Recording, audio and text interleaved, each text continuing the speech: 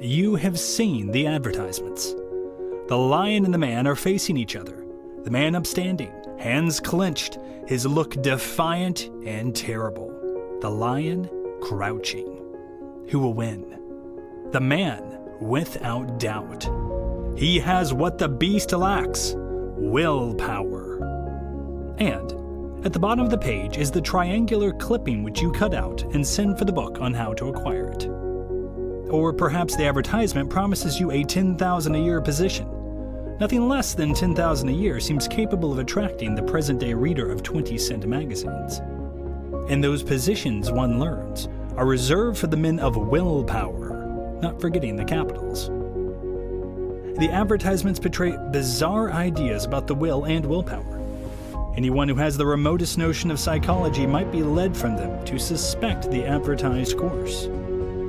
But the advertisements reflect not alone the advertiser's ideas, but the ideas of the plain man. They are written to catch the plain man's eye, and they do catch his eye. Else how to account for their persistence, their enlargement, and their multiplication, notwithstanding the notorious expensiveness of advertising? Now, I am about to reveal a profound secret about the will. The revelation will cause a good deal of shock and disappointment and a bedlam of protest. However, I derive courage to meet the protest because I have an imposing body of psychologic opinion behind me. I have behind me most of the reputable psychologic opinion since Herbert Spencer. And so, here it is. The will does not exist. I repeat it lest you fancy there has been a mistake. There is no such thing as the will, nor such a thing as willpower. These are merely convenient words.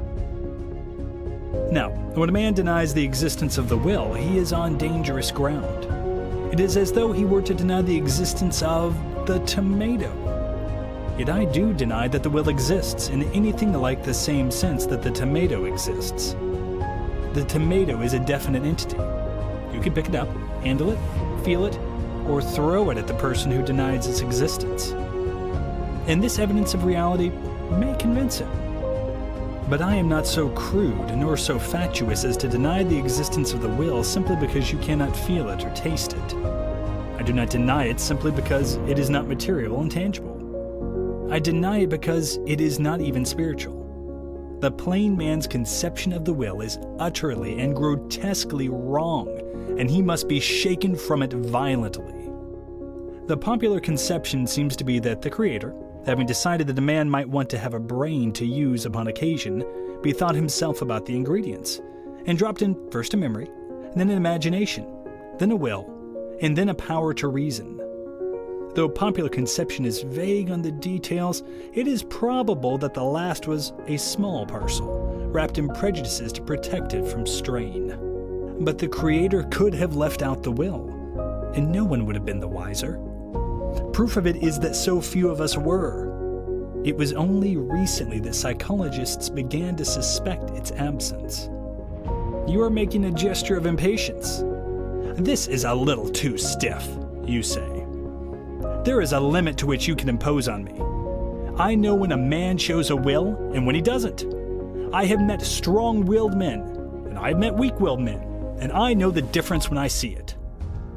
For your remonstrance I have the greatest respect, and I will now proceed to give heed to it. End of Chapter 1. Chapter 2. Chapter 2. The Intellect as a Valet. Having given some hint of what the will is not, it is now my pleasant duty to tell what it is. This may best be done by illustration.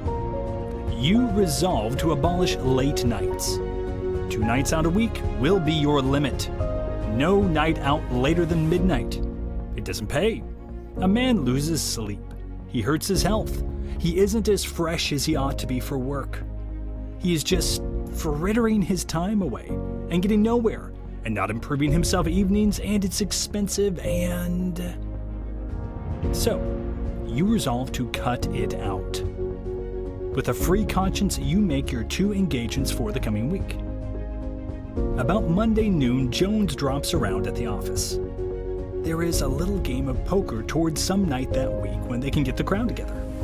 Now, poker is marvelously fascinating. You haven't seen the boys for a long time, and you hate to lie to Jones and tell him all your nights are occupied for such a little reason. And you are ashamed to tell him the truth. That you have resolved to go out only 2 nights a week, come what may, might strike Jones as deliciously funny. You might tell the boys, who also have a sense of humor. And there is the possibility that Jones might be offended.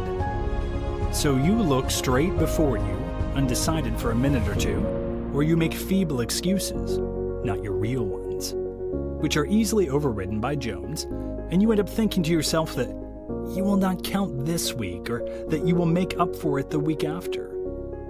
And your dishonor is complete. Let us analyze this degrading incident. Man is a bundle of desires. He desires this and that and something else again. And the world is so constituted that, in nearly every instance, one desire cannot be attained save at the sacrifice of some other. This provoking state of affairs was long ago crystallized in the phrase that you cannot eat your cake and have it too. More broadly, it may be expressed in the phrase that everything we desire has its price. The price of a cake is $1. The price of keeping your dollar is the loss of a cake. This illuminating truth does not stop at the grossly material things, at the things whose prices can be measured in money. It extends throughout the spiritual universe. The price of earning $2 extra a day may be working an extra hour a day, which may be conceived either as the pain of an extra hour's work or as the loss of an hour's leisure. Conversely, the price of an hour's extra leisure a day is $2 a day. We are now coming to grips with our actual case. The price of staying out late at night is sleep, health, efficiency of business, money, self-improvement. That is, these are the things that the man must pay, lose, sacrifice in order that he may stay out late at night. Conversely, the price of sleep, health, efficiency of business, money, self-improvement is the pleasure of staying out late at night that one gives up. We have taken a devious course to arrive at our conclusion, yet we must deviate a little further before we come back. We must consider the intellect. For centuries we have glorified the intellect. We have put wreaths upon its head and sung its praises, which was quite absurd. For a man's intellect is a helpless, powerless sort of thing, a mere instrument, a tool, a subordinate which the desires boss around. It does the bidding of the desire that shouts the loudest. You may call this a libel on the intellect. You perhaps maintain the traditional view that the intellect directs the desires. But reflect. You engage daily in more or less unpleasant tasks for 8 hours. You work. It is your desire for bread and soup and café parfait, for an overcoat, an apartment, in theaters and golf that drives you there. You may protest that you enjoy your work. I shall not gainsay you. In either case, it is your desires that are dictating your action. The intellect merely obeys. If it is a good intellect, its owner may count himself fortunate. It will be better able to carry out the orders of its bosses, the desires. It will satisfy them more, and it will satisfy more of them. The intellect may, and often does, pick the road to a given place. The desires always dictate the designation. To multiply figures, the intellect is the steering wheel. The desires are the engine. The intellect is the pilot. The desires are the breeze. We are now ready to return to our immediate subject. When a man is engaged in what we call making a decision, the intellect may be thought to occupy a place of greater dignity. It may be imagined as acting as a judge between conflicting desires. But the position of the intellect is in reality one of profound humiliation. In deciding between desires, it is actually trying to make up its mind which desire is the stronger. It feels their muscles, so to speak, and it obeys the desire with the hardest biceps.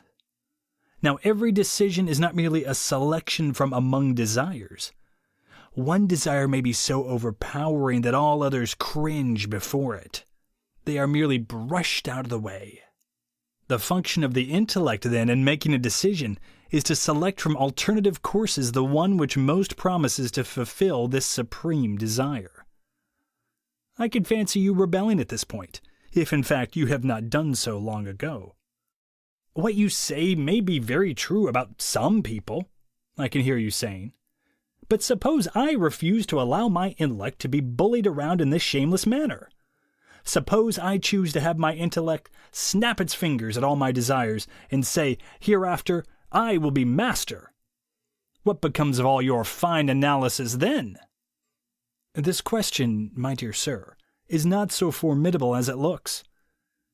What it would amount to if you succeeded in carrying out your magnificent defiance, or rather, if you succeeded in thinking you had, would be that your desire, note the word, your desire to have your intellect master would overcome other desires or impulses, recognized by your intellect as such, which arose transiently from moment to moment. You would act only on the desires which your intellect happened to approve of. But that is merely another way of saying that your desire to act on the principles of common sense had overcome all other desires. For Mark, there is nothing immoral in desires per se. There are good desires as well as evil. There are spiritual desires as well as material. There are desires to help others, to spread cheerfulness, to protect one's health, to live in moderation, to feel satisfied with one's lot, to succeed in life, to go to heaven, to feel the happiness that virtue gives. And these desires may be just as powerful as selfish desires, or as a craving for transient sensual pleasures. Bernard Shaw says somewhere that real goodness is nothing but the self-indulgence of a good man. Unfortunately, the word desire, taken by itself, has come in popular usage to have a restricted, a sensual, an evil meaning. Popular usage has perverted it just as it has perverted the word pleasure, which arouses such endless confusion of thought and ethical argument. I verily believe that could a man be brought to think of the word desire always in its true and broadest meaning, his aversion to the truth that the desires overlord the intellect would be completely removed. For, as a fact, I have greatly understated the predominance of the desires as compared with the intellect. The very existence of the intellect depends upon the desires. Unless a man have desires, he will have no intellect. Or rather, he will never develop it and never use it, which is much the same thing. Thinking is problem solving. It arises from thwarted purposes. If we have no desires, we can have no purposes, and hence, nothing to thwart.